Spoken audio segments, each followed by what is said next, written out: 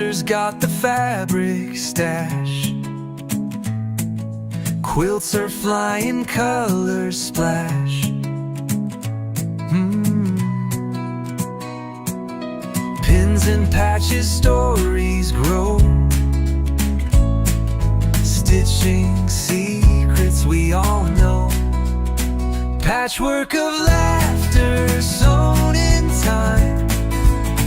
A spool of joy on every line. We chat, we sew, we laugh, we thrive. Stephen and Walter, our life.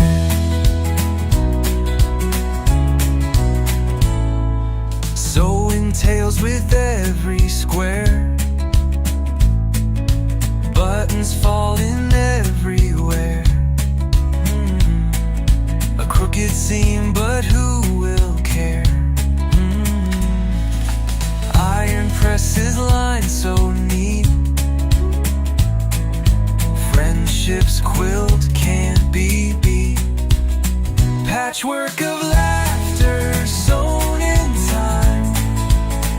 A spool of joy on every line.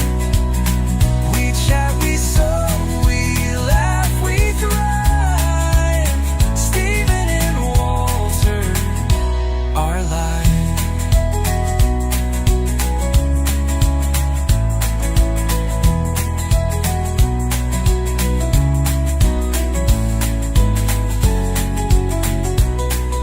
Sewing tales with every square. Buttons falling everywhere. A crooked seam, but who will care? Iron presses line so neat. Friendship's quilt can't be beat. Patchwork of laughter sewn in time. A spool of joy on every line. We chat, we sew, we laugh, we thrive. Stephen and Walter, our life. Our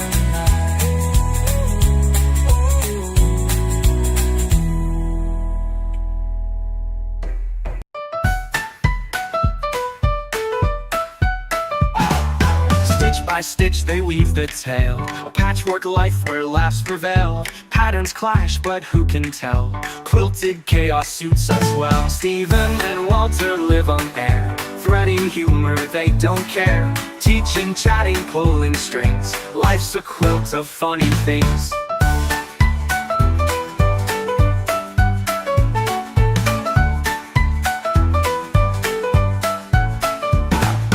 Pins and needles, jokes abound. Sewing secrets they have found. Fabric flying all around. It's a show where joy is bound. Stephen and Walter live on air. Threading humor, they don't care. Teaching, chatting, pulling strings. Life's a quilt of funny things. Pins and needles, jokes abound. Sewing secrets they have found. Fabric flying all around. It's a show where joy is bound. Stephen and Walter live on air. Threading humor, they don't care. Teaching, chatting, pulling strings. Life's a quilt of funny things. Pins and needles, jokes abound. Sewing secrets they have found. Fabric flying all around. It's a show where joy is bound. Pins and needles, jokes abound. Sewing secrets they have found. Fabric flying all around.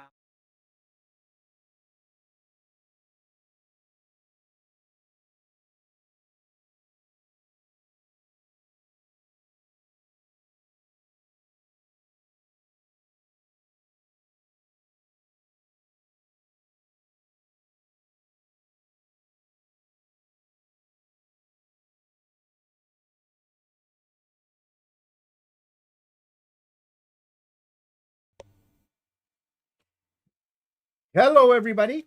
Hello. And I think we are live now. I'm just waiting for my monitor to catch up so I can make sure that everything is working fine.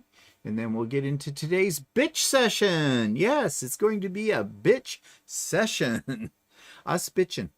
And you're going to say, why is that any different from any other day? Well, that's because we have a long list of bitching this time. But in the meantime, let's see who's all joining us. Everybody's coming in fast and furious. Barbosa was number 1 here. And Nina was right on her heels. Greetings to all. We had a wonderful time at the 2025 Fall Sewing Retreat. Thank you, Stephen and Walter. Well, you're welcome, Nina, and I'm glad you had a good time. Caroline is here. Happy Sunday, Stephen and Walter and everyone. Thank you so much for the Fall Retreat. It was great. Russ is here. Amelia is here. It was her first virtual retreat, and she seemed to enjoy that. Lovely group of international quilters. And it was. Julie is here. And did I say Judy Hubbard? Did I get her? Nope. Judy Hubbard's here. Mona is here. Betty is here. We're doing fine today, Betty. Thanks for asking. Little tired, but slept in a little bit today. Sue Norfleet is here. She found it fun and productive, which is good. Let's see. Charlotte is here. Karen is here. Andy's here. It was nice to see you yesterday, Andy. Yeah. And yes, as Andy says, she doesn't quilt, but she still has so much fun. Well, that's fine. We're open to anybody that's a creative, and you're definitely a creative. And you're a long-time member of the channel. Yeah, you're a long time. You're legacy member. Charlotte liked the retreat. Dana was here. Yeah, Dana didn't come to the retreat because I know she was off at another thing. She's always got something. I know, she's always got something. We're not talking to Dana anymore. Nah. Wild Rose Treasures is here. I bet you. Nightbot is. I didn't turn on Nightbot, but Nightbot turned itself on. And yeah, because it's going to come up with the things about the retreat. Ignore that, because I didn't turn on Nightbot, and I forgot, and so I didn't get that turned off. Dubrovka is here. Sherry Cook. Laurel is here. The other Judy is here. Deluxe 110, howdy from Minnesota. Retreat was wonderful. That's great. I don't know who Deluxe 110 is, but it's probably somebody we know.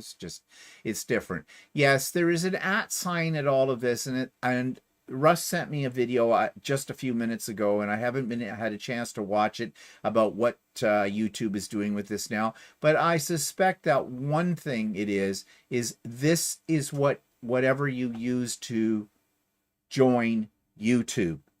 It is now identifying you by whatever that is, and it's probably got a link to something else. But we'll find out about that after the live is over. Not too worried about it. YouTube makes changes all the time. Lily is here. Grant, I think I said Grant. Candace is here. And Kim McGowan is here from the East Coast. So we got lots of people, and I'm sure there'll be a few more joining us yet. So let's talk about what I've been working on. What we've been working on. Well, last week I was working on the retreat, of course. But now that's over until the spring.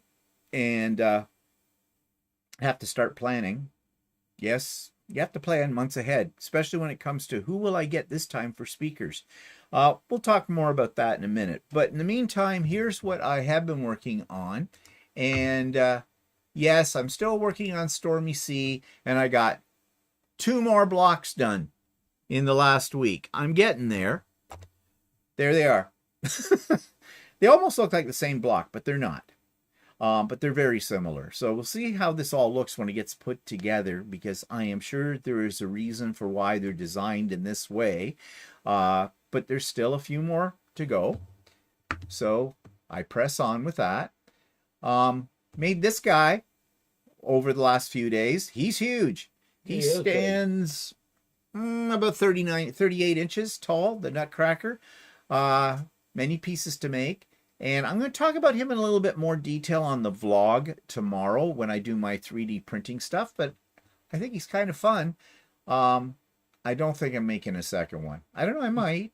Now that I know how it goes together, I might, because then you Or can. what are you going to do with that? I don't know. Put it outside? Well, I thought about that, but I don't know. It might blow over. Well, I'm Oh. building a stand for it that gives it a little bit more stability. Well, it's fairly stable, but I don't know. We'll have to think about it. Bury him in a flower pot. Mm. Put him up to his ankles in dirt. Hold him in that way.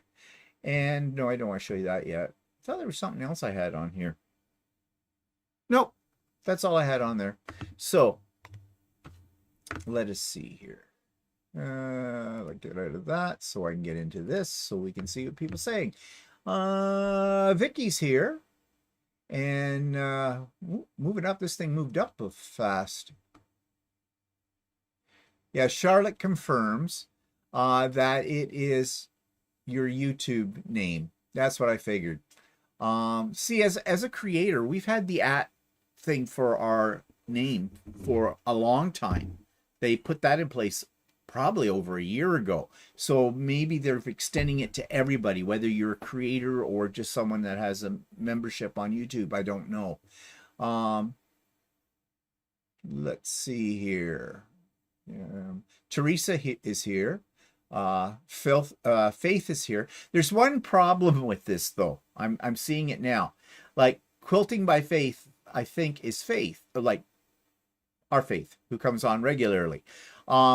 But before, when you signed on, many of you with your actual name.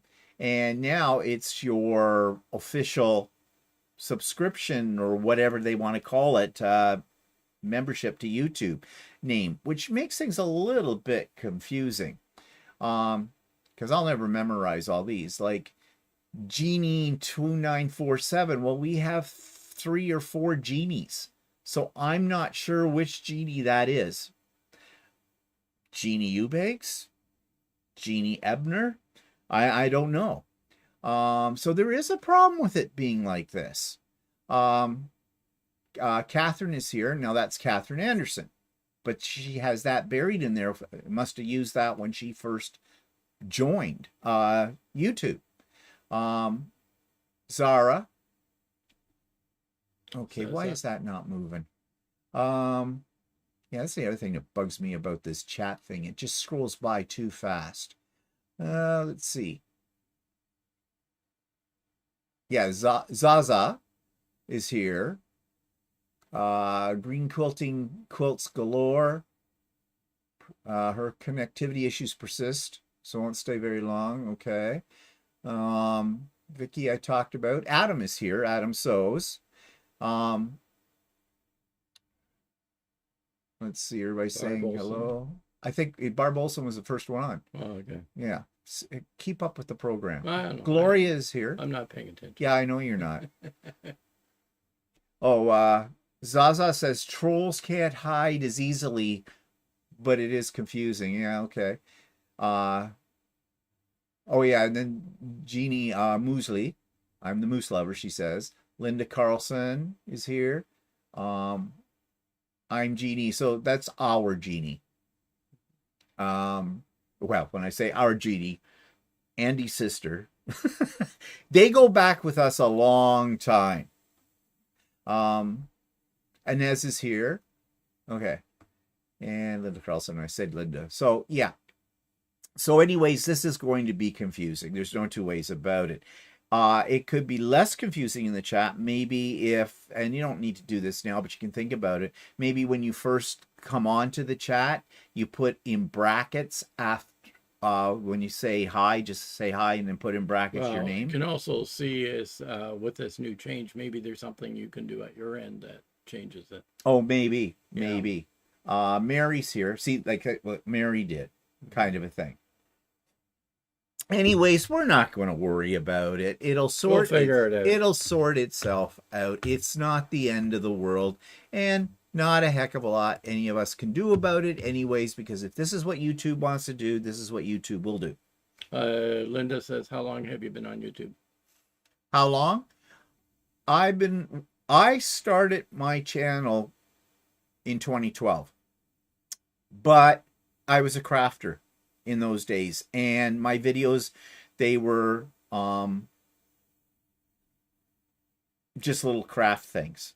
I started with my hands. In fact, I had a little snippet of my very first YouTube video for my channel when I called myself Bland Designs, back on an Idiot Quilter episode a few months ago, when I started doing the little, actually not on, actually on my vlog part of it, when I started to do little snippets from some of our past S&W Live. Well, I had one in there showing my very first YouTube thing, which was me staring at the iPad and talking. Yeah, and then after a little while, you sucked me into doing Steve. Yeah, I think it was 2016 we got started doing Stephen and Walter Live, that kind of thing, and things grew from there. Now, as someone who has been a member of YouTube, I've been on YouTube since 2006, because I used to use YouTube in my classroom too, back in the days when YouTube was just in its infancy, really. And yeah, I didn't really watch YouTube much in those days.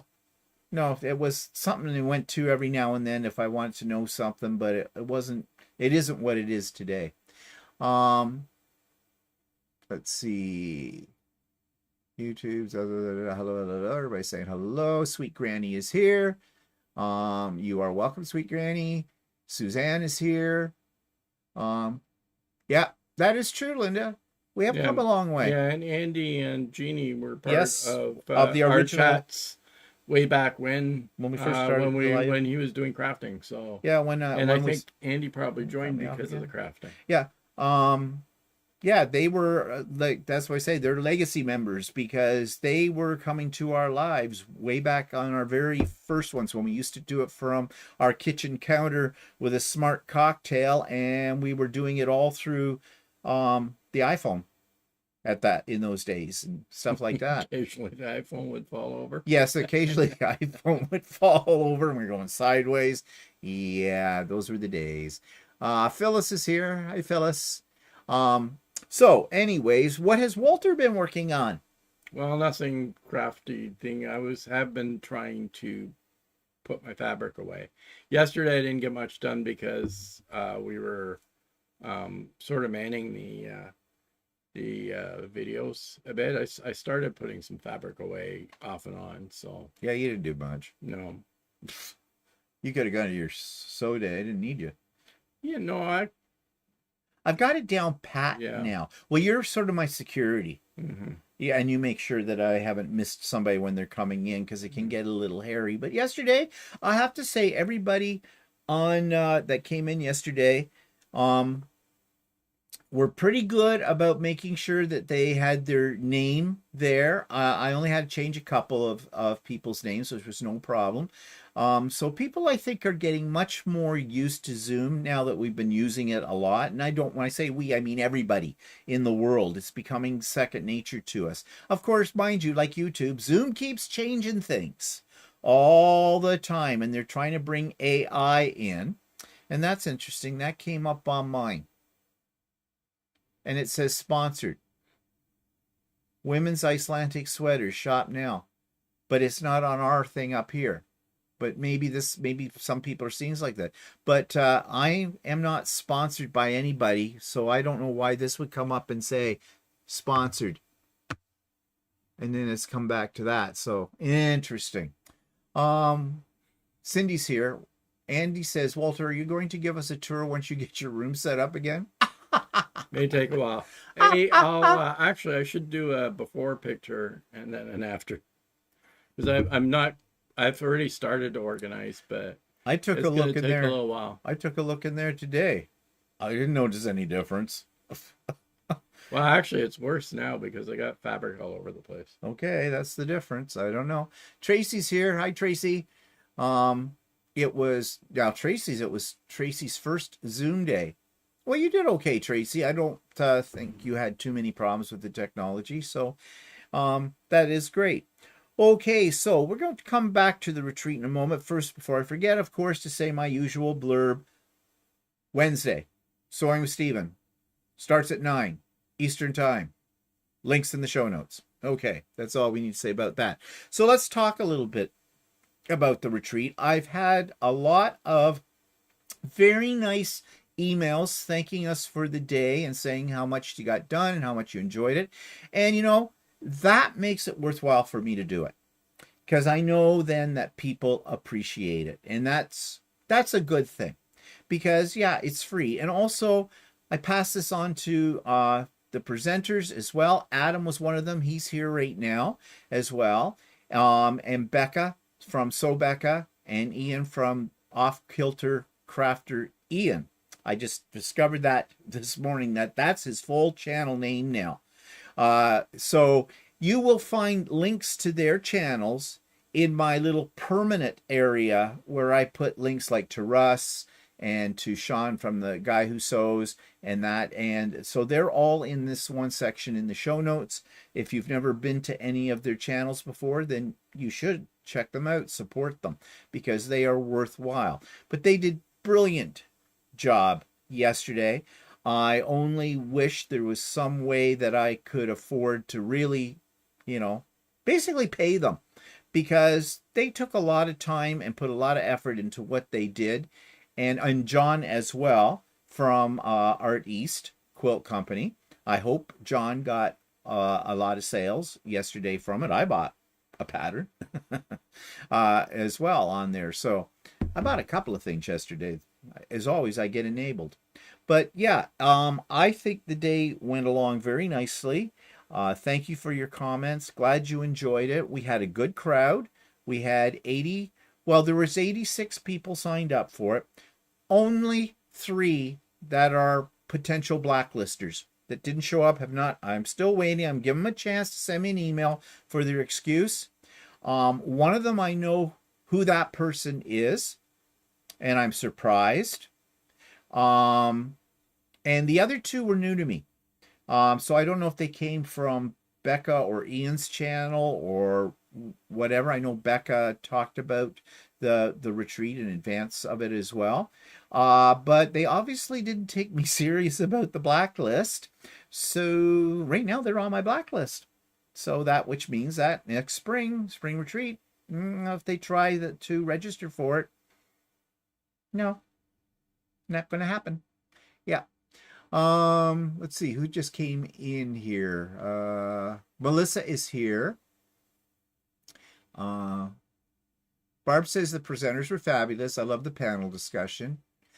Yeah, I thought that went over pretty good. I was a little worried at first about it, whether we'd have much to say, but apparently we did. So that worked okay. Saza says, try saying his channel name 3 times fast. I know. Off Quilter Crafter Ian. Off Quilter Crafter Ian. Off Quilter Crafter Ian. Yeah, it is a tongue twister. Mary says, one of these days I'll not have other commitments or migraines like yesterday. And we hope you do. Or not have a migraine. You know what I mean. I hope you have better days. Yeah, better days. Oh, Tracy, she bought 4 patterns. So there you go. And John gave a 15% discount on that too, which was very nice of him to do so. Susan says she's hoping to make the spring retreat. Okay, well, I hope you do too. I don't know when it's going to be. Haven't decided yet. I'm trying to recover and come down from yesterday. I was very tired last night. I can tell you that. Because I was up at the crack of dawn to make sure everything was working, functioning fine. And yeah, you know, I want to make sure everything goes smoothly, and I don't want to get screwed up, and it's very easy to get screwed up, and that's why I have Walter on a computer as my backup. And I was up pretty early. Yes, he was. People were shocked. Yes, that was his morning face. It's not pretty. So, no makeup. That's just the way it is. Okay, so now I did get one comment. This was emailed to me. And I don't think he'll mind if I say his name, Malcolm. Malcolm is new to the quilting world, relatively. He's come on here several times before on the live and whatnot. Very nice gentleman, and he wrote this. As far as I could observe, it all went very seamlessly from your end. Inevitably for me, I experienced a number of hitches which were entirely of my own making, but by overcoming Wi-Fi problems by using an Ethernet cable trailing through several rooms in the house, I did eventually get on the air, as it were. There's dedication. Right there. Not without much humphing on my part, of course. I remain uncomfortable with Zoom, both with the technology itself and also with the way of personally interacting. But none of that distracted from a good experience. At the risk of thanking you to death, I repeat my appreciation. I think you mentioned that Walter supports your efforts, so I extend my thanks to him. Well, that was really nice of Malcolm to write that. But he writes some more. I have a comment about the proceedings yesterday. Now, when I read that line, I went, uh-oh, there's a but. One segment of the day I much enjoyed was the section of images of quilts which some of us had sent in. I felt I wanted to linger more on each image, examining detail where possible. So would it be in any way be possible to have access to a file or link or whatever would work so that I and others possibly could look at those pics in more detail?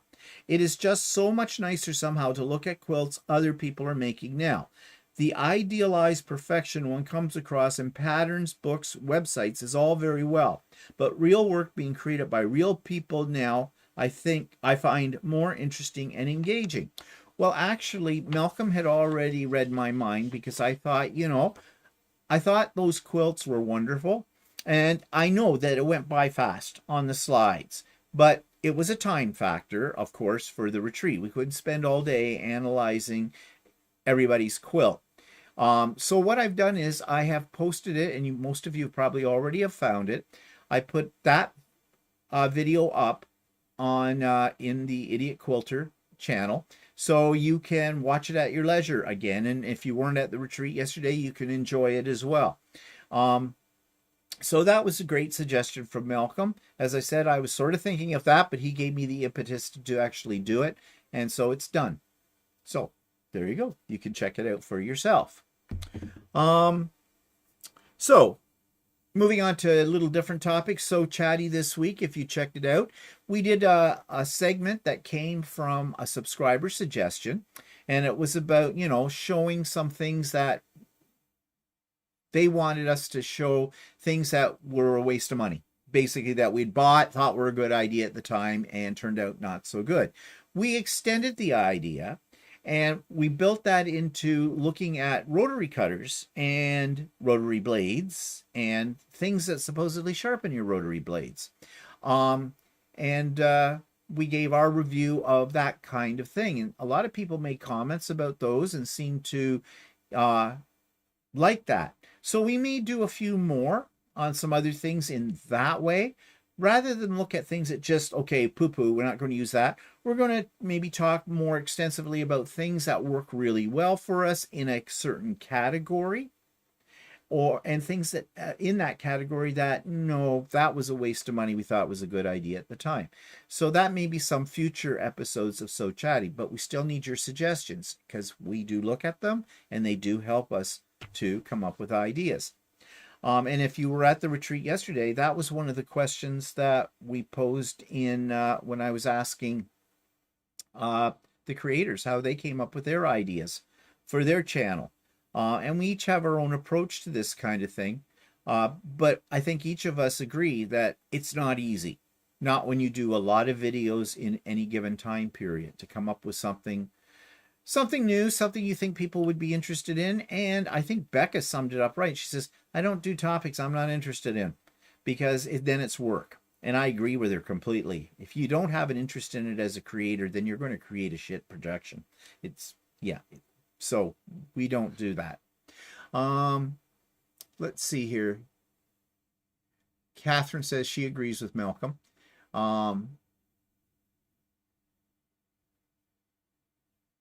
Kim in the East Coast, can you still use John's coupon codes? I don't think he's got an expiry on them, Kim, but I don't know. He didn't tell me if there was any expiry. Tell us if there was a time limit. I would suggest you don't sit on it for very long, though.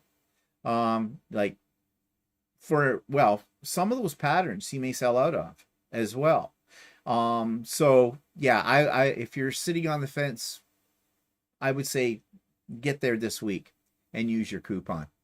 Dana says, 2 of John's cat scratch pattern quilts were at the Saskatoon Quilt Show. One of the quilters had used different colors of Minky for the kittens. Oh, she was brave with Minky. You know, they seem to appear in several Canadian quilt shows. Yeah. His patterns. Frequently, actually. Frequently, yeah.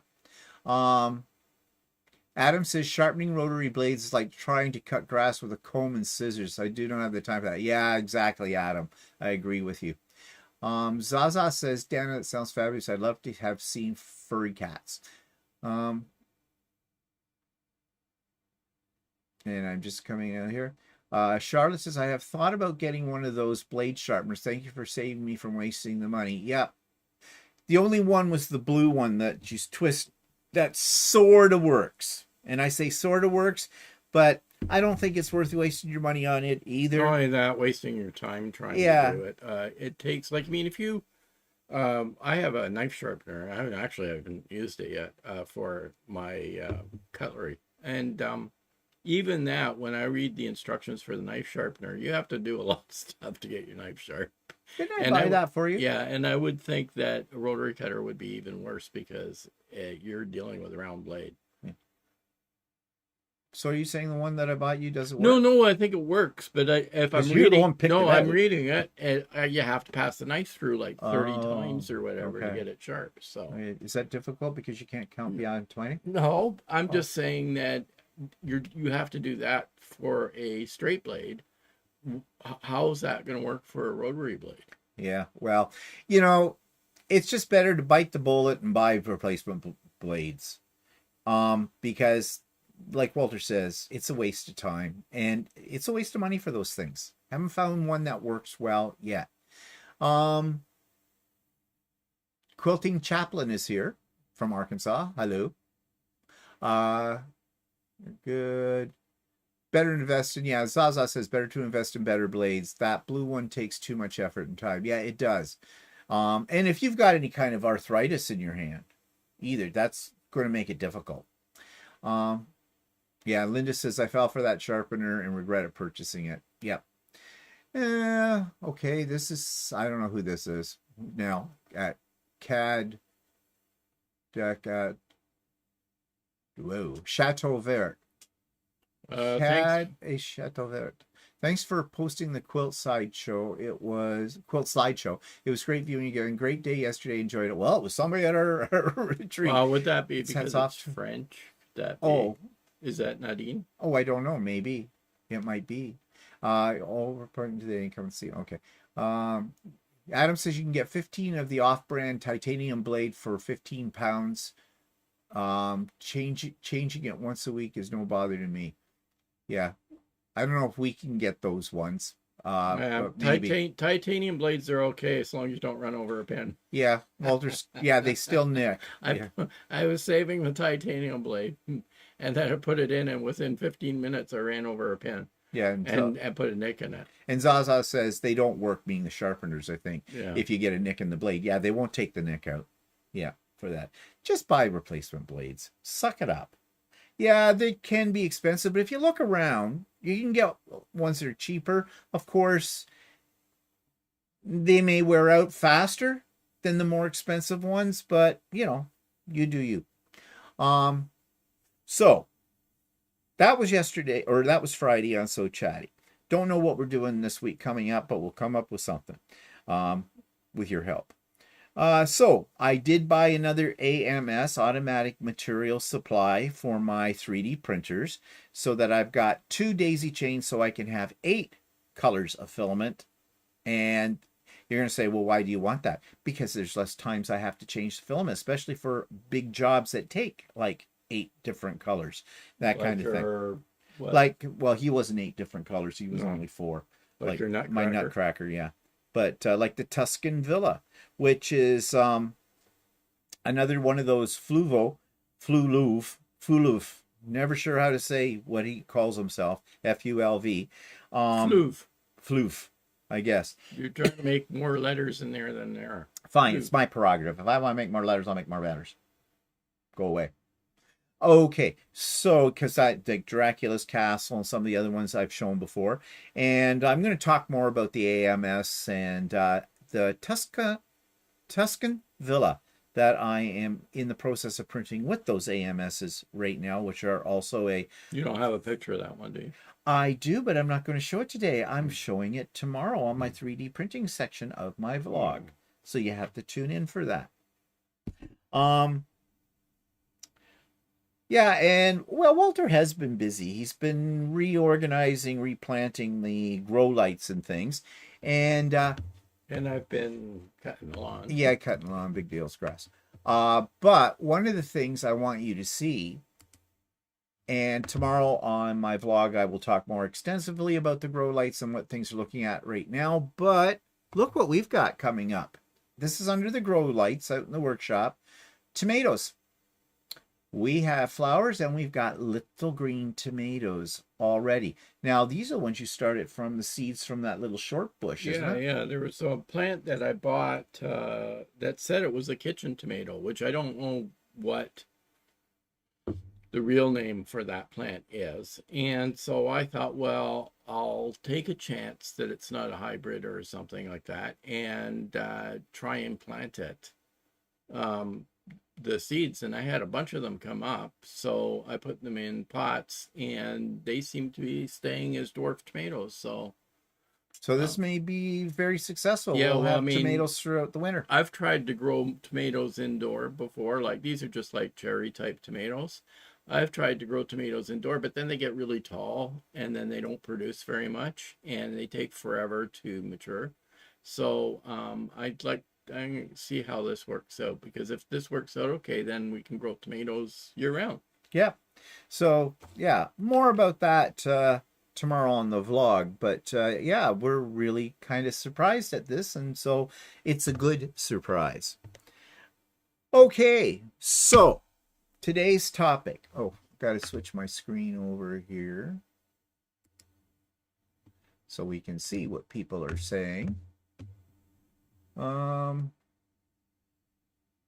Linda says, do you know anything about fabric printers? Not a thing.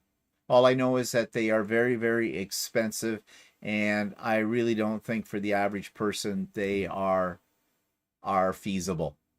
There's lots of stuff on YouTube about them, though. Check those out. Let's see. Lots of flowers equals lots of tomatoes. Yep, that's what we're hoping for, Linda. Walter Dubrovka says, Walter, you better save some of these tomato seeds. Looks like they are keepers. Well, you didn't even use the seeds, didn't you? You just Oh no, I just used the tomatoes, but I did keep some of the seeds, and okay. I have a packet of seeds, so that I kept from them. Yeah. So yeah, if they work out, yeah, we'll just keep planting them. So that'll be good. All right. So I told you that we titled this "What Gets Our Knickers in a Knot." This is the all bitch session. Okay. We thought we'd get it all out of our system by doing our list of bitchy things, and the list is long. So actually, I didn't. I was going to add some, but then I figured you. Well, you can add some to this as well. I may have some off the top of my head. Yeah. What's the first thing that I'd like to bitch about, Walter? Yeah. No. Oh, yeah. Look well, at it. I'm sure there's things we can bitch about each other. I am not. I'm practically perfect in almost every way. I know I'm a perfect slob. Well, that's a given. Yeah. Our Tweety Bird is here, and we're all still talking about the sharpeners that you twist together. And I tried the electric true cut sharpener sitting on the shelf. I just buy new ones, work the best. I bought the Martelli cutter, love it. Okay. Yeah, I mean, if there was a really good sharpener out there, you would have heard about it. Yeah, yeah, for that. Okay, so that's one of our pet peeves, those sharpeners. Actually, one of my pet peeves right off that's related to that is we have been to quilt shows, and there have been, that company has been there. Actually, it was the Canadian Quilt Show this year, and the company... And there was actually one at the Festival of Quilts in Birmingham, and they Yes. were all gathered around there. all gathered around to see this thing, and I thought, I almost said, I didn't say anything, I went, don't waste your money. Why are you still flaunting this thing? It doesn't work. but whatever, buyer beware. Yeah, you know, Zaza says, okay, Mary Poppins. Who you calling Mary Poppins? Do you see a carpet bag in this hand and an umbrella with a Yeah, the the head deep of a... bag. Another one of my pet peeves about Walter. Insulting little troll. Anyways, think of us today as the two old guys in the balcony on a Muppet show. Waldorf and Statler. And it's funny that both of their names start with the first letter of each of our names, too. I guess. Oh, WNS. Maybe we WNS. were the inspiration for those two characters. I don't know. Dubrovka says, I love when you bitch about stupid things that are going on, and they are so true. And Adam says, it's like that stupid thing, cut foil to sharpen scissors, it doesn't work. Oh yeah, I know. That is such a scam. I think everybody's probably tried that. I know I did. It doesn't work. No. So what's the first thing? Well, I sort of divided these into categories. So we start off with something that's very common to all of us, quilt stores, okay? And different things that happen when you're in a quilt store that piss us off anyways. For example, monopolizing on staff time to find that perfect shade of fabric, and then the person buys 1/4 of a meter. We have been in the quilt store where somebody's in there, they're pulling out bolt after bolt. And they think, that's what they give as an answer. And they keep trying to help them. Meanwhile, or like, I mean, I remember one lady that I knew, personally knew, that I used to work with, that was in the quilt store. And she had 2 colors of fabric that were very, almost the same. Like, I think it was like a shade of this teal that's in my shirt. And 2 different teals. And she says, and she had like dark blue next to it. And she goes, I can't make up my mind which color I like better. And like they both would have worked. And finally, the owner walked by and she goes, that one will just make it pop. And that was bullshit. But anyway. Yeah. Well, she'd had it. Yeah, I know. She had it. And so she goes, oh, you really think? And then she goes, and it goes, she immediately says, I'll have a 1/2 meter of that. Yeah. And she was there for a bloody hour. Yeah. And she's tying up a store person. And I mean, you know, quilt stores, they don't necessarily have 1,000 people working all at once in there, depending on the size of the store and, you know, the day of the week and things like that. So you're standing there waiting to get something or get some fabric cut. And this person is monopolizing the staff, and all for a sale of 1/4 of a meter of fabric. Yeah, I know the staff have to, you know, they have to put up with it because that's just good customer service, right? But I am sure that when they go home that night and talk to their husbands or significant others, yeah, you'll never guess what happened today. And, you know, it takes me all my time when I'm standing there and I'm waiting and I'm trying to be patient. And this person is still going on and on and on. I have entered into the fray at times and done the same thing as the owner started. And go, you know, that one is gorgeous. I think that really lightens up. Like, that would look fantastic in that. Ooh. Oh, well, I'll take 1/4 meter of that. You know, so moving on. And I've had staff say to me, thanks. So yeah, that is a peeve. Look, if you're going into a quilt store and to buy fabric, and yeah, you don't always know exactly what it is you want, and fabric's expensive and you want to get the right thing or close to that. But come on, it's just bloody fabric. Give it a break. I've even seen some go in as well. They've brought out multiple bolts of fabric and everything, and the person's walked out of the store and didn't buy anything. Yeah, well, I'm not working on that quilt right now. I just want to see what you had. Whoa, if I was working in that store, it would take me all my time not to run up behind them, put my hands around their throat, and just shake the living daylights out of them. Because, yeah, that's just rude. Adam says, would you like Petty Pose green or garden pea green? It's green. Just put the green fabric. Yeah, true. Although I have to admit, I wasn't sure about sage. and Shirley helped me out with that. But I wasn't there for 2 days trying to pick out fabric. She threw out a couple of things. I went, that looks good. That looks good. I like that. That's great. Wonderful. Wrap it with it all. But I wouldn't say. But I know, but what you usually do is buy 2 meters. Well, I buy 2. In fact, in that case, some of them I bought 3 meters. So like she made about a $300 sale on me too. But yeah, and she knew she would. So Linda says, lonely woman needed attention. Ah, yeah. Well, let's talk about that. I love the ones who come into the quilt store and engage the staff into conversation about anything but quilting. How are you? And then they talk them all about their medical history. Well, I've been sick. Okay, I'm going to tell you something about sick. And some of you get pissed off with me about it. I really don't want to talk to a stranger about their health issues. I make commiserating noises. Oh, that's too bad. I'm so sorry to hear that. In reality, I'm not that sorry to hear about because I don't know who the hell you are. So go away. You know, like really, everybody's got something wrong with them, right? Especially you get to a certain age where things drop off. So yeah, but come on.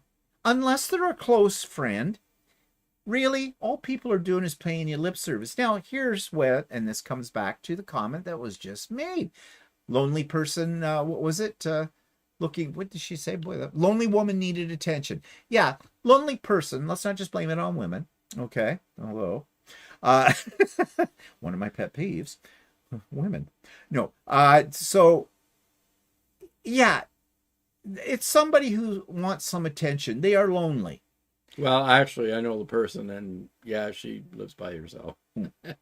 And you know, you do think about that, and you think, well, you know, give them a little bit of attention, you know, and that kind of thing. But some of them go on for days. And the other pet peeve I have in a quilt store especially is when they rip out the pictures of the grandchildren. And, oh, look, and this was when she was 2 months. And this little outfit I saw for her and thought it was just perfect. And it's just lovely. And it brings out the color of her eyes. And she's just so sweet and darling. I look and go, pop it in a microwave. For God's sakes. Put it out of its misery. I don't care about your grandchildren. I really don't. You know why? 1, I don't like children. 2, yeah, I'm sure they're cute to you. You are their grandparent. I have nieces. I have nephews. When they were babies, they were cute. They're all adults now, not so cute. But I never, ever went anywhere and like, oh, and see this, and see this, and see this, and see this. Like, come on. People reproduce. Get over it. It happens. You know?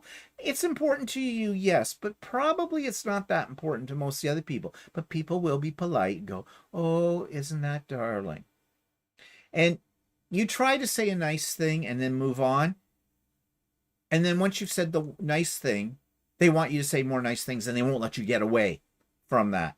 So I just go, yeah, I don't like children. And they look at you. How dare you say that? I can say that. Yeah, that pisses me off. Big question that we always get asked in the quilt store when they're cutting our fabric. What are you going to do with that? I'm going to shove it up my rear end and do the Watusi. Anyway, you know I have said that. But, yeah, like, okay, maybe they're just making conversation. That's fine. But I don't need to get into a deep conversation about what I'm going to do with the fabric. I usually just say, oh, I don't know yet. I haven't got a plan for it. It's just pretty. Then there are ones that are really annoying who go, well, then why would you buy it if you don't know, if you don't have a plan for it? Just that way I am. Mm-hmm. Or you had an issue one time when the staff decided you wanted to buy 3 meters of fabric for a backing, and the staff tried to talk you into less meterage because your quilt size didn't need it. And though that was early in my quilting career, and they also were treating me like a man. Because a man wouldn't know as much as a woman when it came to quilting, right? Actually, we had sort of this conversation yesterday in the panel discussion. And I said, well, yeah, okay, you're right about that, but I always like to have a little extra because I said to him, I make mistakes. And they insisted, no, you don't need it. We were talking about the difference. Between about a quarter of a meter. Yeah, a quarter of a meter. Like in the big schemes of how much that was going to cost me, if they were thinking they were saving me money, and they probably were, I'm okay with it. I told them that. But I bowed down to their expertise because I was a new quilter, and so I thought, well, they know best. Yeah, they miscalculated. I had to come back to the store and go, remember the fabric you sold me a week ago, and you told me, we argued over it, I wanted 2 meters. You said I only needed 1 3/4 meters. And I said, but I want 2 meters. And you kept insisting, so I bowed down to you. I haven't got enough. And I didn't make a mistake. And I said, so when I say that this is how much I want, you smile and give it to me. Because it doesn't bother me if I've got extra. Well, actually, you could complain to the owner of the store. Well, I didn't complain to her. No, you mentioned it to the owner of the store. And the owner sort of gave the staff an education that said, if somebody comes in and wants to buy 3 meters of fabric, don't argue with them. Yeah. Give them what they want. Now, I suppose if the staff looked, they actually saw the pattern or something, somebody's, and they realized, no, you are going to be short on that, then that's probably good customer service to say to them, I think you're going to find you might a little bit more. I'm not trying to sell you extra fabric, but because you may be short. The pattern that you were doing was one that they were familiar with. Yeah. And that's why they said they wanted. Yeah, but it annoyed me. It annoyed me when I found, no, I don't have enough. So now they never question me about that whatsoever. Okay. So someone's been doing a lot of shopping in the quilt store, right? Now my local quilt store, one of my pet peeves is they don't have baskets. Of course, mind you, it is such a small store and everything is so close together, you probably wouldn't get up down an aisle with a basket in your hands. Well, I haven't really seen too many quilt stores that have baskets. Yeah, you're right, actually. I can't say that yet. There should be baskets. Yeah, for the little things you pick up. Especially if you're buying threads. Like when you buy, you sometimes go in and buy a bunch of embroidery threads. And then it's hard to hang on to. Yeah. So, anyways, what a lot of people will do is they'll lay all of their purchases on the counter. And then they go off to get some more. Well, the problem with that is, and it's a problem, the store needs to have some place where you could set things down. Because their counter's about this big. Okay? Yeah, well, that's in that particular store. Yeah, in that one. But beyond that, the physical size is some people just do that because they're holding their place. And then there's, I'm just going to go and pick up something else. And you're standing there waiting for them to come back, and they're not coming back for it. Now, if the sales clerk is on the ball, they will often say, oh, okay, well, here, I'll just check you through now while she's looking for something else. But sometimes they don't. Or sometimes what happens is they've already started ringing it into the cash register, the person says, oh, yeah, I forgot, I need this too. All right, that happens. Okay. And it's okay if it's just a second. Like, it's just over here, they pick it up, put it on the counter. But in more cases, I've seen some, they go off and they start a conversation with somebody they see in the store. Oh, hi, how are you? Want to see my grandchildren? And the whole bit. And the sales clerk is standing there. And they're in the middle of a transaction. And they can't do anything because they're in the middle of a transaction. It's physically in the machine without trying to cancel everything out. And, you know, depending on how easy that is to do with the system they're using or how much their knowledge is on doing that. So that's just inconsiderate, and that pisses me off. And I have been known to go and chase after the person and go, excuse me, are you checking out now because there's a bit of a lineup? Oh, I'm so sorry. I'll be right there. No, run there now. Go. Get on with it. Some of us have a life to live. So, yeah. Do I say that to them? No. Yeah, well, I think it. Quilt stores now, in our area anyway, A lot of them don't give out bags anymore, so that's um, that's a government sanctioned thing. Yeah, yeah. Um, just backing up here. I think I've hit a note with a lot of people here. We may have to have part 2 of this. Just trying to catch up because this thing went by really fast.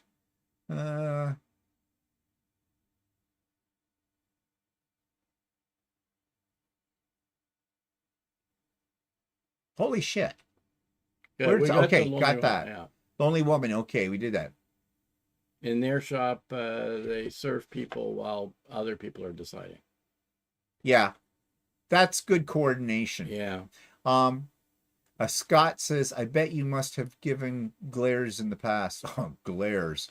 Glares don't seem to work. People don't seem to get the look. So sometimes you have to use words. Gloria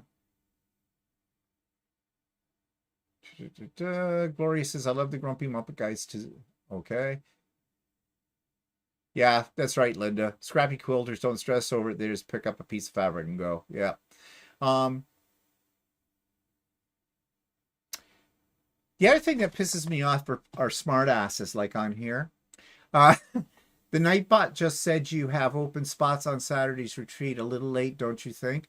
I'm quite aware, Tweety, because if you'd been here at the beginning, I mentioned the fact that Nightbot turned itself on and I hadn't changed that yet, so I was just going to ignore it. It's annoying, those snarky messages. Yeah, the know-it-all messages, like you know what I mean? Using the word abysmal and stuff like that. Yeah, that kind of thing really pisses me off. Yeah, I am being sarcastic, people. People don't want to hear about medical issues. They're just being polite. Yep, that's true. Linda doesn't like hearing all the personal stuff either. Adam says, I think the thing is, if you want to take 20 minutes to choose between certain colors, that's no bother. But move to one side and allow others that are needy are ready to be served. I think that's just courteous. Yeah, and I've done that. I've had a lot of fabric that needs to be cut. And some lady is standing there while they're starting to cut my fabric, and they've got one little thing. And I've said, why don't you just cut for her now? Because I'm in no rush. That's what I tell them. It's okay. Because, you know, that person, I hate standing behind somebody that's got 12 bolts of fabric out, and there's one person cutting the fabric. And it goes on for days with that. That'll test your patience. But, you know, I'll let somebody go ahead of me if they've only got like one thing or something like that. But then what really annoys me is that you let them go ahead and then they take forever. Yeah, that has happened. Sometimes doing good deeds bites you in the butt. Adam says, oh, let's see. Andy says, I'm old and even I don't want to hear another old person talk about their aches and pains. Yeah. It's kind of a downer when you hear that, you know, and you don't know what to say. You know, because you can't cure them. So, yeah. Adam says, note to self, if Stephen says, isn't that darling, when in conversation, move on to another topic. Yeah, if you hear me use the expression, well, that's cute. I might be sarcastic. It's kind of like, I think in the South, I found out one of our regular subscribers and on the So Days, comes from Kentucky, and she says one of the expressions in the South when you really don't give a shit something is, well, ain't that nice? Or bless your heart. That's the one. Well, bless your heart. Yeah.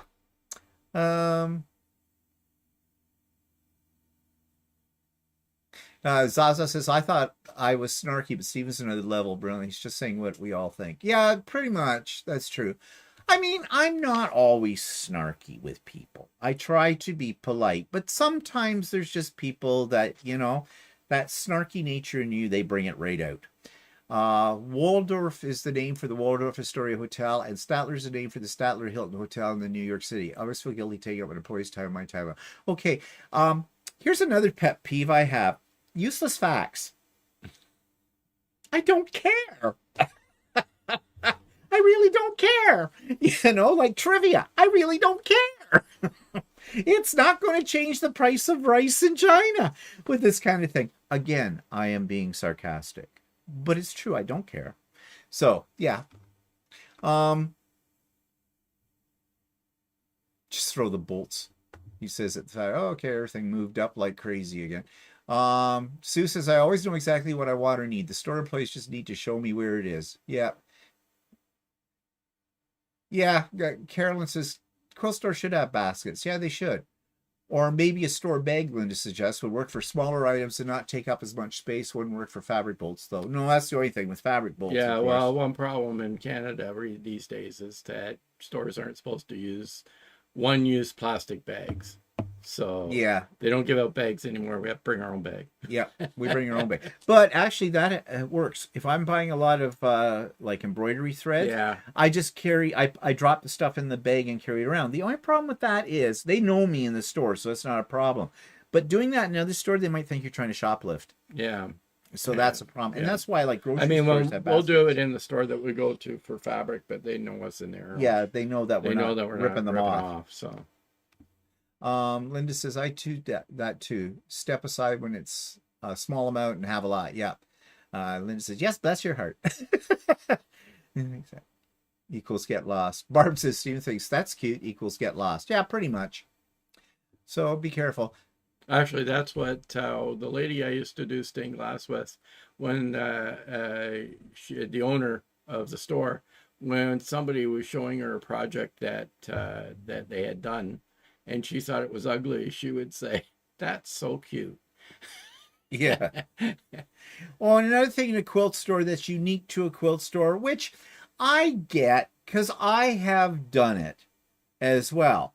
It's showing the staff the pictures of all your latest creations and that. Well, that's fine. I mean, if I took a class with the store, I will show them a picture of the final product of it. But again, it depends on how many people are in the store. Some days you can walk in and there's nobody else but you there. And so, you know, I'm not holding up anybody's time, but I also don't go on and on about what it is. And so remember, I was looking for that sage green stuff and everything. Well, here's what I made. Thanks for your help with it. But there are some that go on in detail about the history of what they created and why they created it and who they created it for and all this stuff. And if there's a lot of people in the store, again, it's like taking up everybody else's time. We're all proud of what we make, yeah, and we like to show it off. That's human nature. But, you know, there is a time that's appropriate and amount of time that's appropriate for it. So that gets my goat. When people do that as well. And that's when I might look over the show and go, well, ain't that cute? Of course, it makes me happy. They don't know what I mean. Yeah, let's see. What's this? Scott says the Statler brothers smoking cigarettes and watching Captain Kangaroo. Another useless fact.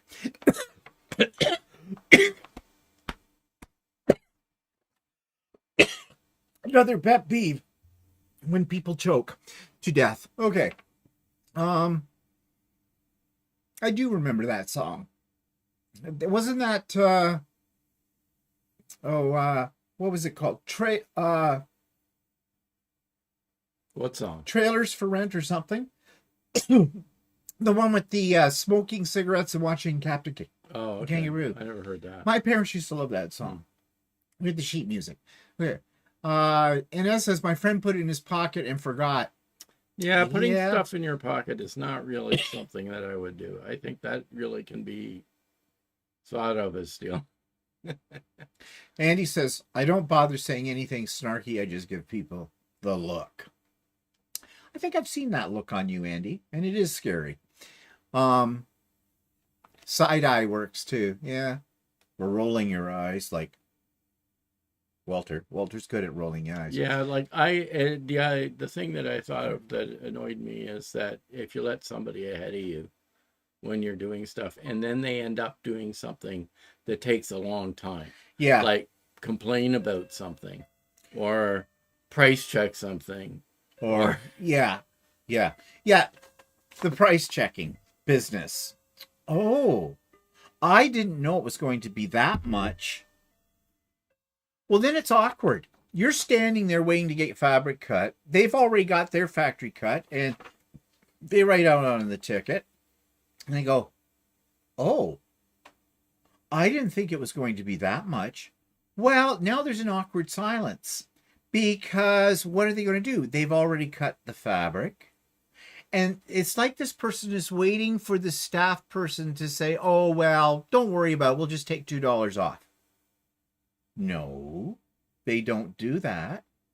Like, what? And they just stand there in silence. The person who said, "Oh, I didn't know it was that much." Well, you should have done your homework. Yeah, like this summer I went, I was buying a bunch of plants, and there's a woman standing there behind me, and she just had one little plant, right? And I said to them, well, you just go ahead of me because I've got all these plants, right? And, oh, okay, fine. So then she started negotiating with the staff that the plant was half dead and that they wanted 50% off. Then they had to go get store manager for that and all this other stuff. Meanwhile, I'm standing there going, I wish I never let you ahead of me. Yeah. And that's very inconsiderate of them, too. I mean, there you were doing something nice for them. If somebody at an express checkout or something or in a grocery store sees something and I've got like 2 things and they've got a cart load and they say, "Well, why don't you just go ahead of me?" And I say, "Oh, no, it's okay. I'm not in any rush." But if I do go ahead of them, I make sure I'm in and I'm out for them and I thank them again for it. But like Walter says, then you get these other ones who, they took advantage of it. And then that time, the girl had run her in, and so she was trying to figure, she couldn't ring me in because she had started the transaction. And that's what we were saying earlier about that once they get started on the transaction, it's very difficult for them to back out of it. So here is one that I know very well from when I worked in retail in a craft store when I first retired. But this one, and you hear it all the time in a quilt store, asking the staff about a product or a fabric line or something, but they don't know the name of it or who makes it, but they want it. So they come into the store. This used to happen to me in the craft store all the time. "Hi." They'd be all excited. I go, "Can I help you?" "Well, I hope so. I saw this thing on YouTube and I have to have it, or I want to know if you've got it because I thought it was brilliant." "Okay, what is it?" "Well, I don't know the name of it, but it's that thing and it's yellow." I'm not making this up, by the way, people. This is a true story. "Okay, well, the color's not really helping me here. What did it do?" "Well, you put one of those things down on your mat, and then you kind of roll this over the top of it, and it just does this." No, I don't. No. I used to get that more times than you would think. And I try to play, it was like playing, 20 questions with them to try to figure out what it was. And I would go onto the computer. I would call up YouTube. "Yeah, I don't know what the video was called." That's no help. And you try doing a search for things on, and you're not having any luck with it. And then, you've got other customers to wait on, kind of a thing. And so after a while, when I had several of these happen to me, I would try and find it for them. But if it was taking too long, I go, "Oh, yeah, I know what you're talking about. Yeah, we can't get that. Move along. Next," kind of thing. In the quilt store, and the staff have all told me this happens too, and I've been there and heard it. Person comes in. They're working on a project. They say, "Okay, I'm working on this quilt, and I've run out of a particular fabric, and I'm just wondering if you have it." "Do you have a name of it? Do you have a picture of it? Or do you have a picture?" "No." "What color is it?" "Well, it was sort of a red. With little flowers on it." With little flowers on it." And then they find out, "Yeah, I got it here. You probably remember I picked it up here 5 years ago." And I when I'm hearing this, I'm standing there and I'm looking at the staff going, "Whew." And they go, "Well, here's where all of our red floral patterns are. Do you see it here?" No, none of that looks the same. Well, actually, if you could bring in a picture, maybe we could find it for you. Oh, I don't really have a picture of it. Or for some reason. Or whatever. That's when I'd be saying, oh, yeah, they discontinued that years ago. We can't get it anymore. Well, I've heard that Trudy, the girl that used to work in this cash, I used to hear her take a phone call like that. And they said, well, no, if you don't have a picture of it, we can't figure out what you had. Then either she'd say that, or she'd say, no, we don't have that in anymore. We don't have it. Yeah. I mean, Trudy was an older lady that worked in the quilt store. She doesn't work there anymore. I love Trudy. She was funny, and she would call a spade a spade. She was this sweet little old lady, but don't cross her. For sure. She will kill you. If they didn't know, she didn't know what they were talking about. She'd say, no, we don't have that in stock anymore. No, we don't have it. Too bad.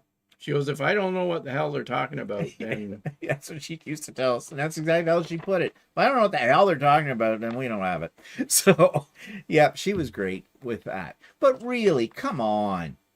Salespeople can't read your mind. You got to give them something to work with. Especially nowadays, in the days where you can often have stuff on your phone. I bet in the days that you were working, a lot of times they didn't even have a phone then. So. No. Oh, Glorious is the name of that song, was Counting Flowers on the Wall. That's right. Oh, okay. That's it. More trivia. Yay. I don't know what that has to do with anything, but it's okay. Glad we figured it out. Another pet peeve.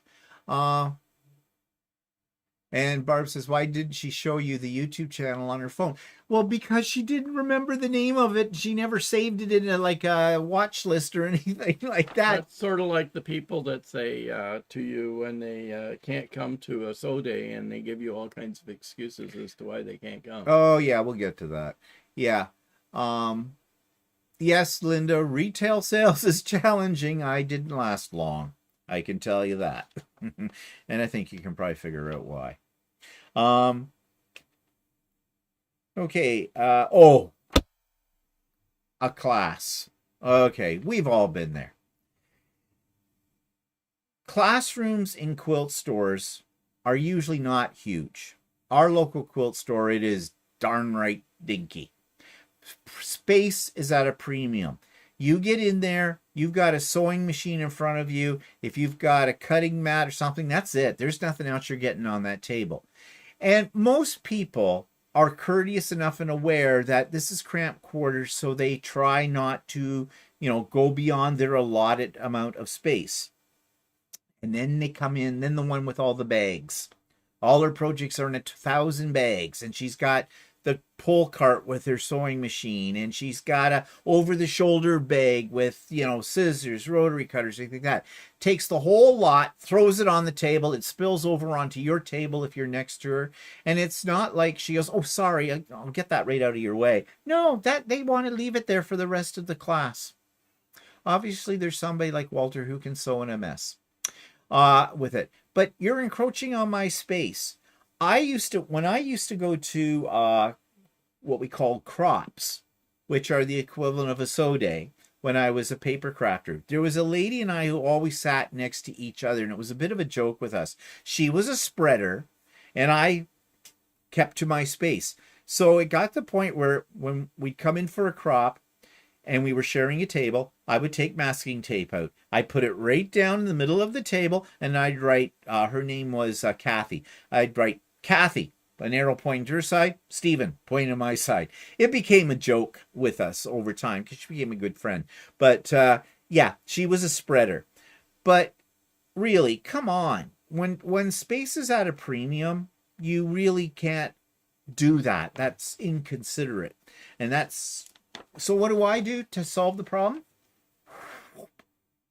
And I have no problems saying, don't let me get out my masking tape to mark off the invisible wall of doom. Why do you call it an invisible wall of doom? Because if you step over the line, I will kill you. It will be your doom. Oh, you're just kidding. I says, try me. Okay. They very quickly realize as you go to other classes and the same people happen to be there, don't go onto his side of the table. They say to the new people, just don't. I like that. I don't take classes anymore. It's like coming to a class and you're not prepared. Oh, yeah. Well, like coming late to the class and the instructor's already started. Oh, there was one woman. She was chronically late all the time. And I don't mean 2 minutes or even 5 minutes. She's half an hour to 45 minutes late for a class. We're well into the class. She walks in to a fanfare. Hi, everybody, hi. Oh my God, the traffic was a bitch. Miss? What did I miss? Your life. Everything. Sit down. Shut up. Yeah, I was in one of those classes where somebody was chronically late, and she says, "Oh, I have to work." I said, "Well, can't you leave work like 10 minutes early?" "Well, I teach a gym class, and it has to end at a certain time." I said, "Well, I'll end it early," I said. And Started early. I said, then Lynn, she goes, she was bitching that she couldn't do that. And I said to her, "Well, I guess you shouldn't have taken this class then." But just in concern, and then this same person, and she's not alone. I've been in classes where other people have done the same thing. I've been in things like workshops when I was a teacher, where there would be people come in late and they're chatting amongst themselves as they come in, and they're loud. And I have done presentations in workshops where someone walks in late, and what I do is I stop. And I look at them as they're coming in, and I just stare. And as they're walking and looking for a seat, I follow them with my head.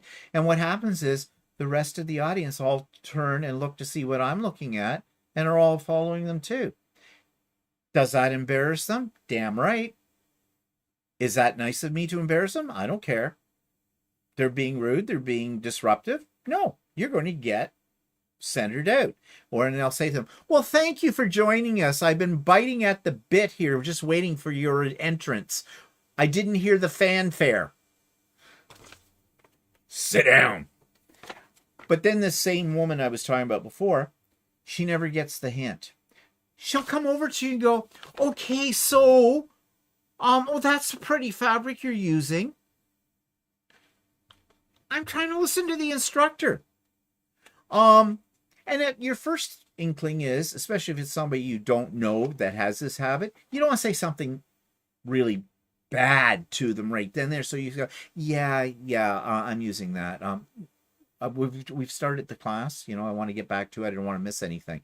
And they don't get the hint. And then so finally, you have to say, "Look, you're late. Could you go and get yourself ready for this for the rest of the class so we can concentrate?" "Oh, I'm so sorry. I'm so sorry." And then they pull out all their shit. And it's clang, clang, bang, bang, shuffle, shuffle, this. And they stand there with a cord in their hand. Where do you plug this in? Bend over. That's what you want to say. And I sometimes get PO'd at the instructor in those situations. The instructor's in control, or should be. The instructor should be saying, "Hi, yeah, we're going to take a break in a few minutes. So if you just want to quietly get your stuff ready, then when we come to the break time, I'll spend a little time with you bringing you up to speed. Thank you." That's how you handle them. You take force. But if the instructor doesn't do that... Yeah, that's annoying when the instructor doesn't take... then I'll take control. Because, look, I'm a paying customer. This class ain't free. I paid big bucks to take this class. I came on time. I'm ready to go, as all the other people in here. So let's go. And I have said that to them. I said, "Look, this is costing me money here. I came to learn. I'm sorry that you're late. You'll have to catch up on your own time. And please be quiet while we concentrate, because I think it's being a little rude to the instructor and to the rest of us." And they'll look at you like, "Ooh." But it works. I don't like having to do that to somebody, especially somebody I don't know. I'd rather do it to people I hate. that I know I hate. But sometimes you got to take the bull by the horn. And another one of my pet peeves is it's usually a man that has to take the bull by the horns. I'm sorry, in a group of women. I'm sorry, but it is. The women will all bitch about it under their breath and the whole bit. But until somebody, and usually it's a man, stands up and says, look, then they pipe up. But, you know. Or then there's the pet peeve where the instructor is showing you, demonstrating how to do something, and there's one person trying to have a conversation that has nothing to do with what's being demonstrated. Oh, yeah. That has happened a number of times. Or you get somebody in the class who knows more than the instructor, supposedly. Well, I don't know why you would be doing it that way, because I've always found the best way to do is this, and then they take over the class. You know, maybe you have something that works for you. That is just fine and dandy. Then you do you. You do it your way. I mean, maybe you have a better way to do flying geese than what we're being instructed to do, because there's about 3,000 different ways to make flying geese. So do it. If it gives you the same result and it works for you, do it. But don't you take over the class. Let the instructor do their thing. That's what they're there for. That's just really annoying. The know-it-alls in the class. I hate know-it-alls. What else is on here? Oh. Okay, yes, I am a bit of a neat freak. But isn't it common courtesy if you're going to a class that you clean up your mess at the end of the class? Like, I have come out of classes and I have cleaned up for other people because I'm like that. I know I'm a little anally retentive, but they leave their scraps, their thread pieces, all this stuff all over the work area. They don't clean it up, put it in a garbage can. Usually in a class, everybody's got a garbage can, and they don't bother to clean up stuff. That's just really, and that's got to be annoying for the staff too, because if somebody else doesn't clean it up, the instructor probably has to clean it all up. And I have been in situations as an instructor where that has happened to me. And, you know, you just want to kill when that does. It's just common courtesy. Clean up your crap. Let's see. Oh, Andy says, when I would take a crafting class, attendees bought very little because we knew we would be buying a lot of stuff. Or probably brought very little because we knew we would be buying a lot of stuff. Well, yeah, because that's how stores make their money. Quilt stores too. When they give classes, they know that people in there are going to buy things too. So, yeah. But, you know, like, I mean, for instance, one class I took, they said that you needed, they had a list of supplies that you needed to bring to the class, right? And one of it was, I don't know, like a meter of clear plastic or something like that, right? I purchased extra. I had brought extra clear plastic, remember? Yeah, that's I right. went to the class. I was the only one that had clear plastic with me. Everybody else didn't have clear plastic. And they didn't have it. It said in the instructions, the store does not carry this clear plastic. You have to get it elsewhere. Yeah. Well, then, and Christine says, then add the person that did not pre-cut their fabric as were the instructions for the class. Yeah, there's always, you know, usually when you take a class, you will get how to prepare for the class. Before you come to the class, you need to do this, do that. And one of those things is usually pre-cutting your fabric for the pattern and the whole bit. And the ones that come in and go, yeah, I didn't have time to do that. Well, you know, that sucks to be you. But then they're monopolizing this classroom situation. They're taking up time on a cutting mat that maybe you're now, like the rest of the class is now at this point where this was something we couldn't do before class. Now we need to trim up or square up or something like that. And this person is using the class cutting mat, and you're standing in line with it because sometimes, you know, there isn't room for have your own cutting mat with it, or the ironing board. Are you doing your bloody laundry, woman? Oh yeah, I pre-washed all my fabrics and I didn't have a chance to press them. Now is not the time. You know, I have a big problem with people who can't manage their time, and they always have an excuse. Oh, well, I got my grandkids came over unexpectedly. I had to babysit them. Sucks to be you. Oh, yeah, I only just got the fabric the other day and I didn't get a chance to get it all laid out and cut. Sucks to be you. You know, try to imagine, why is it that a lack of planning on your part constitutes an emergency on mine? Because that's what those type of people do. They come in, try to take over, and it's like we should all be understanding and caring about it. I have even gone to the point of helping somebody out with it just to get it done and out of the way. But yeah, you shouldn't have to do that. Those people need to be prepared. Like I said, a lack of organization on your part does not constitute an emergency on mine. And another thing is rude people. Now you're all going to say, well, you're pretty rude. I'm only rude if there's a reason to be rude. Okay? I told you this was a bitch session, right? So I'm telling you the worst of the worst. But the ones who treat the staff at a quilt store like their own personal shopper and assistant.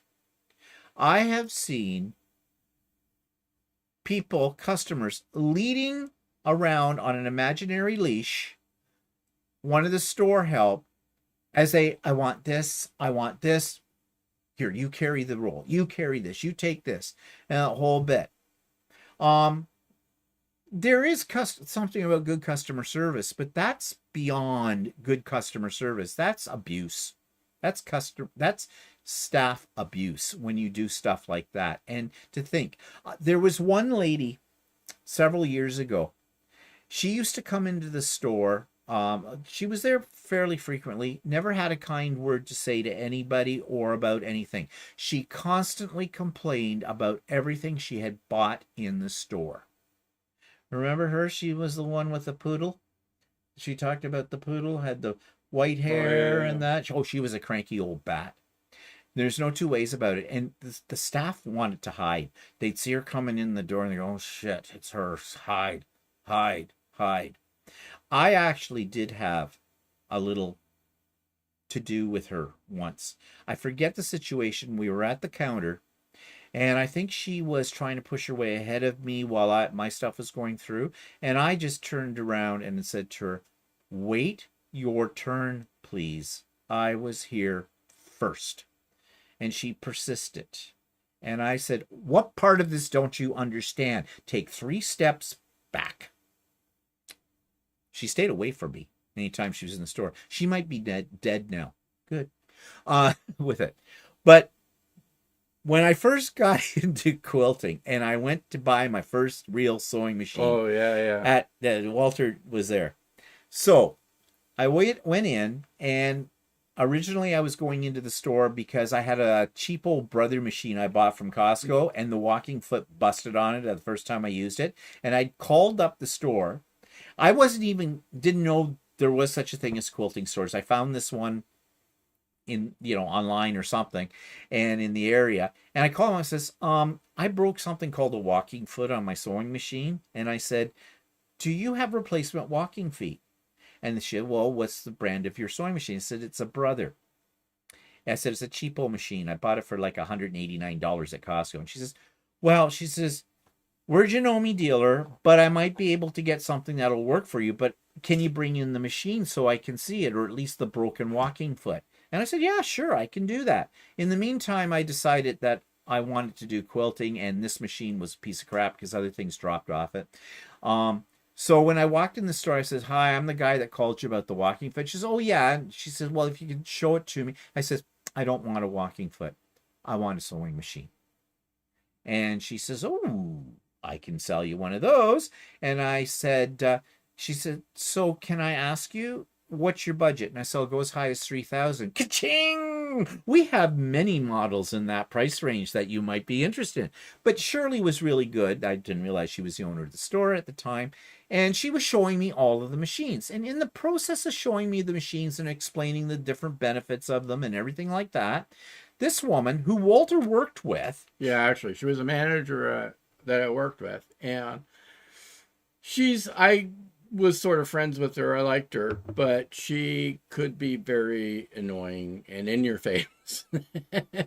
And I did not know this lady, but she interrupted, got right in there. Oh, that's a good machine. Yeah. What are you buying that for? And going on and started to engage. Yeah, and then she started saying, giving a list of all the machines she owned and how and just talking over top of the owner.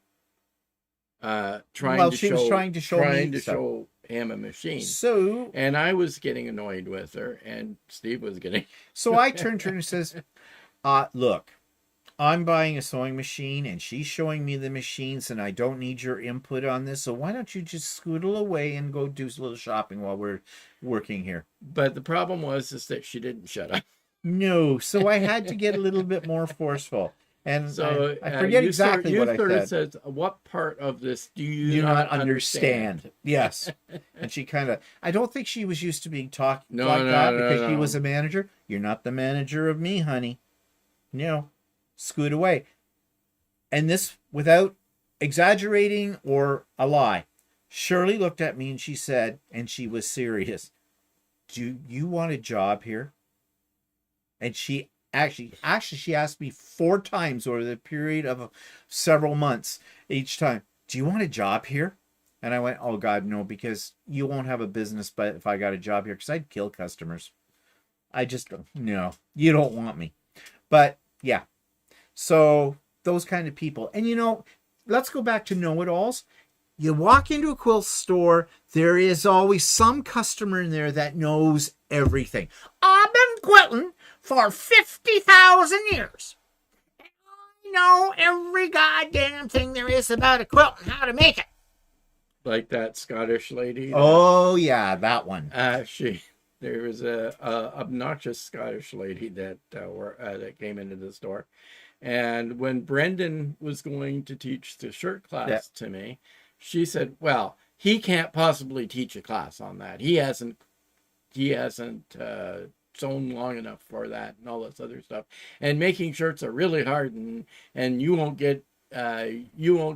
He won't get that done. You come to me. I've made 1,000 shirts, and I'll show you how to make a shirt." I said, "Yeah, right." Yeah, that Scottish lady was a pain in the ass. I just hated her guts. I dreaded when I was in a class with her because she was always knew more than the instructor, and which always made me wonder. Well, I did say it to her once. Okay, since you're so experienced, you know everything like this, why are you taking this class? That kind of shut her up. So, but she was very annoying. But that's not the first one I've ever run into in a quilting store like that. And like I said, if I worked there, I wouldn't be working there long because I would kill. There would be bloodletting. They come into the classroom and I've got somebody's head under the needle going, "Do you want zigzag or just a straight stitch across your face?" So, yeah. What's people saying here?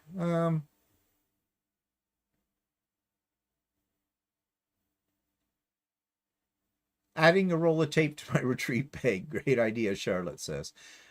Sue says, "The worst is when people carry on conversations while someone's giving instructions or conducting a meeting. I have just stopped talking until they realize the room is quiet." Yeah, I hate that. And then what do you do when they don't realize the room is? Well, that's when you have to say something. You'd rather not have to, because it's uncomfortable. It's uncomfortable for you. It's uncomfortable for the other people in your audience, in your group. But sometimes you just have to grab the bull by the horns and do it. You've got to take back your control. And that's another pet peeve. There are people not just in quilt stores, but in many things in life that have to have control. And they want to take it away from the person who's in the role of having control, i.e. an instructor for something, a presenter. And those same people are usually ones, when they're trying to take control, they take it because they come up with some information that they think the world wants to know. Well, they don't. And they're trying to basically show that they know more, that they're intelligent, and they want to be the center of attention. That's all part of being control freaks kind of a thing. And those people are very difficult to deal with when you're in a position as a leader and an instructor in something. And sometimes the only way you can control those people, and I've done it, is you have to call them out. And I try to make it into a bit of a joke so the other people in the audience are not, feeling uncomfortable. But I'll say, well, you're a fount of knowledge, aren't you? My God, we've got a living encyclopedia in our presence. Glad to meet you. And when I need to know some more things about that, I'll be sure to call on you. Usually that's enough to embarrass them. And embarrassment is a good thing in that case, because other people start to giggle a little bit. And I just laugh at the end of it. Yeah, go away. So, yeah, well, that was only this much of the list. So we're not going to get to the other things, but I think you got the point. And maybe it's a good thing we didn't get into grocery stores, driving, Costco shopping, restaurants, etc. on there for today. I don't know if we'll come back to this maybe at another time. Maybe another time. We can bitch another time. Yeah, we can bitch another time. We can bitch all the time. Doesn't matter. We're just a couple of bitches. But yeah. So yeah, I think everybody gets the point. And if you got a little humor out of it, I hope you did. Just finishing up here.